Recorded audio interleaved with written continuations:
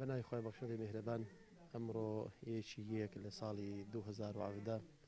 ئێمە وەکو مڵبەندی هەشتی سوورانی کۆمەڵی ئیسلامی هەستین بە سازدانی پلنیۆمێک بە بەشداربوونی سەرجەم ئەنجومەنەکانی سنووری مەڵبەند و ئۆرگانەکانی تری هاوشانی ئەنجومەنەکان لەم پلنیۆمە بەرنامەی ساڵی نوێماندانا وەکو پلانێک بۆی بتونس ئەو پلانە کار بکەین لەسەر ئەم پلانەیە بتوانین کار و ئیشەکانمان ڕێک خەین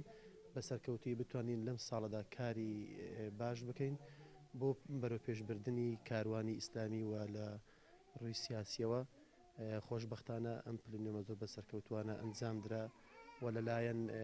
زۆربەی ئەندامانەوە لە ڕێی گروپەکانەوە هەموو بابەتەکان تاوتوێ کران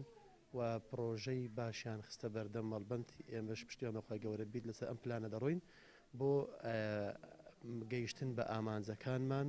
و بەرەو پێشبردننی کاری مەڵبەند لە سنووری ئێمەدا من سوپاسی هەموو ئەندامەکان دەکەم و دەستیان خۆش بیت و زۆر ماندی بوونیان چێشە تا پلنیۆمەکان تاوا کرد.